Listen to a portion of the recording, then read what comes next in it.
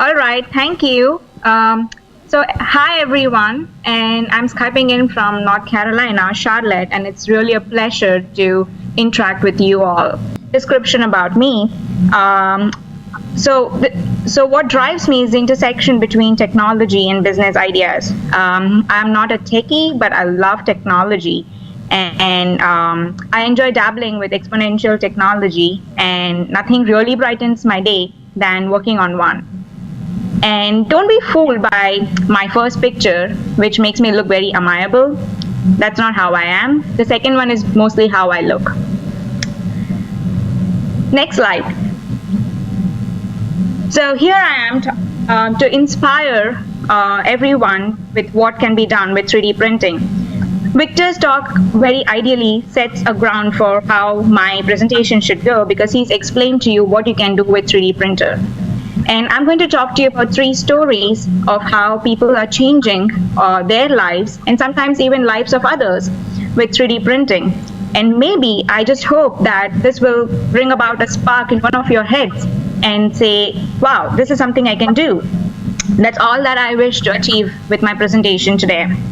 So the first story which I want to highlight to you guys is called Urban Hubs. And if anybody is been to Brooklyn in New York, it's a very highly trafficked street, and between subways and restaurants, very easily you will notice a unique street art project.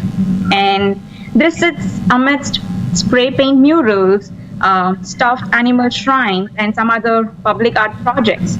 And what makes this interesting, one is this is a 3D printed receptacle which will cling to telephone poles and fence posts, and it looks like barnacles. And what does this do? Why is this interesting? It's because the way it helps to serve the community, which I will explain in the next slide. So rather than locals or people discarding their own cans and bottles into street trash, which we always do, right? As we walk by, we just throw things into the trash can. What Urban Hubs team has come up with a solution is they've created these barnacles where people can slot their recyclable cans and bottles into the printed hubs, and be later retrieved by local canners. Local canners are people who collect bottles and cans from street, and they take them to a city redemption center where once they deposit the cans and bottles, they get some deposit refunds. And it's estimated that there are about 5,000 canners in the New York City area, and many of them are homeless. And in fact, when they collect these street trash, they're doing a public service, because they are sorting the recyclable street trash that might otherwise just go to your city dump or storm drains, or sometimes even the beautiful beaches. So what New York City does is it takes its trash to a global materials market, and where the materials are crushed, palleted, and sold to other cities and countries. And Urban Hubs thinks that other than just serving the community, this also keeps up the economic opportunities in the neighborhood, and it also increases the involvement of locals and boosts their income too. Next slide. So this project, it has a website, urbanhubs.co, where those interested 3D print their own hubs for free and do their part to give back to the community. It's an open, if you see the file, it's very easy to understand. It's an open, and these are roughly about 3 inches in diameter, and once they're printed, they're easily in. What I was trying to tell you guys was there are interesting ways that people can get involved with such community-related 3D printing. Is, for example, you can go to Urban Hubs and sign up, and if you have a 3D printer of your own, download the Urban Hubs file and get that printing for your own neighborhood. Or if you don't have a 3D printer, you can still order it by using some cloud printing 3D printing service and set it up in your own neighborhood. And if you're totally passionate about this idea, the team is looking for people who would love to export this idea to other neighborhoods. I have highlighted before a social entrepreneur, a social change maker who has changed the way communities perceive of 3D printing. And for those sitting in the room thinking, oh, I'm a business guy, I want to see something that I can use in my entrepreneurial business, here is an interesting story that I want to share with you guys. Victor is a good friend of mine, and this past fall he started a shop called Cubo along with Julie, and it's a small retail store where they sell boutique art toys. And for Victor, he didn't want to sell just another toy. He wanted that to be like a toy laboratory. Yeah, so they do different services like scanning, modeling, and printing. And Victor's favorite phrase is, if you can dream it, then you can draw. And if you can draw it, you can 3D print it. And that's what he is playing out for his store, wherein artisans and engineers and designers could walk into their stores and create and bring toys of their custom created ones. So you see in my slides that they say step 1, step 2. So what essentially is happening there is a small way that Victor is showing to the community of how to create a lively superhero action figure using a scan of himself. So in essence, you can be your own Batman, you can be your own Superman maybe. Create your own superhero action figures. So the process of how he goes about doing this is he uses scanning tools, and the team sits down and streamlines their techniques and captures a series of high resolution scans in small sections, and then later they assemble that into a model. And these scans, they input it onto a design software, and they clean it up there, they orient, they stylize, they create pins to allow heads, arms, torso, and legs to like snap fit snugly together to give it the movement that we all desire from a toy. And then these are later 3D printed and are presented for customers who come in. So this is just one such project that Victor created, but every time there is a new season, he comes up with a different idea. When all of us were going gung-ho about Valentine's Day and maybe we would be gifting a rose or a chocolate. So how about something like this right in Malaysia, right in your neighborhood? It doesn't have to be toys. It could be anything that you're passionate about, maybe your own custom designed accessories or anything that you're passionate about, decor, whatever drives you. You could create customized small boutique store with just a printer sitting in your storefront. The next slide, which I want to talk about, is highlighting education.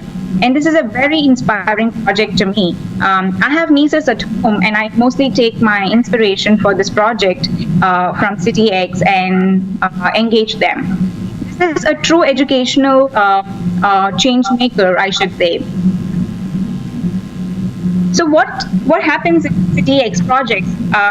They take exponential technologies all around, then their important feeling is that the next generation must be equipped with tools to adapt, empathize, collaborate, and innovate. 3 people, Libby, Brett, and Matthew, they got around to create City X project, and the project aims to prepare children for the world of tomorrow starting today. And they organize their workshops wherein they introduce a lot of key skills such as emotional literacy, design thinking, creative problem solving, and they bring in all these with a hands-on engagement with 3D printing and modeling techniques. And what they do is they bring these in the form of a story, in the form of a game, where children are supposed to solve real-world problems by solving that game, and they come up with physical objects in just a matter of days that serve as solutions. So the whole project, it starts with a story, and I will take you through one such story later on. We'll all do that exercise. But then the story is that humans have landed on an alien planet, and they're building their first city, and this first city is called City X. And they need inventions to solve the challenges. Now, when you start a city, you'll obviously have a lot of challenges related to health, safety, communication, transportation, and more. And now they're looking up to citizens of the earth to help solve the challenges and help the citizens of City X grow. So this is the story, and these inventions are created by a vast team of young designers. They're all about 8 to 12 years, all around, and they're coming up with solutions to help citizens of City X. So the students are introduced to the challenges, and each kid is assigned a character whose problem they will solve. They brainstorm to get the best ideas, and then they start developing. So once they have an idea, they talk to each other and say, hey, can I do this or can I do that? They start building their idea using basic tools like your clay, paper, markers, and they create their own prototypes. And then like a proper pitching, like imagine an 8 to 10-year-old pitching their ideas to their teachers to help them improve their creations. And once someone nails down their creation, they use a very simple 3D modeling software to create 3D models of their invention, which are later printed in their classroom and they are shared with everybody else in the world. Next slide, please. So here are some example characters that a kid is likely to get. The topics range widely from health, food supply, education, and environment to give a holistic experience for kids. Students around the world create solutions to challenges in City X, and their inventions are uploaded in an online gallery that can be shared and printed anywhere in the classroom. So if you guys, if there are teachers in the audience, this is a very good example of where you can look for ideas to kind of ignite the kids' attention and bring design skills with them. So here are some examples of how kids have come up with some inventions. I would like to draw your attention, come up with a contraption and iPad to solve health problems that maybe his character Adam is facing. So if someone thinks, is this a wishful thinking? Maybe this is dream, maybe this is just daydreaming. Now I bring your attention to Julia, where she presents a solution to a traffic problem that Emilia faces. And after coming up with some ideas, she comes up with a prototype of a hovercraft that will fly over traffic jams. And very few months later, I find that California's Aeroflex has built a proof of concept hoverbike, which flies using 2 ducted fans. So it is not really wishful thinking. These kids are actually going out of the way and broadening the way they think through to bring the real new exponential technologies that are capable of building and changing the world. Are you guys ready for a challenge? Are you guys ready for a challenge to be pitted against an 8 to 10-year-old? If so here's your question. My friend doesn't feel well, and how can I find out what's wrong with him? Take a minute, or I hope the line is clear till then, but if you can come up with some over-the-top ideas of how someone can solve this question. And so this is a question posed to someone on Earth, that someone's friend in City X is not feeling well, and what should this poor little guy do to help his friend? Anyone, any top of the idea, crazy idea? So let's see what, come to the next slide, slide 16, and Amina, who is just 10 years old, comes up with this invention, which says it's a robotic doctor X, and it diagnoses patients and sends that information back to Earth. And doctors on Earth send back formulas for medicine to be 3D printed in City X. So this is what education and design thinking does to us, is we just forget how to solve problems. And look at 10-year-old kid, how she's coming out with some interesting ideas.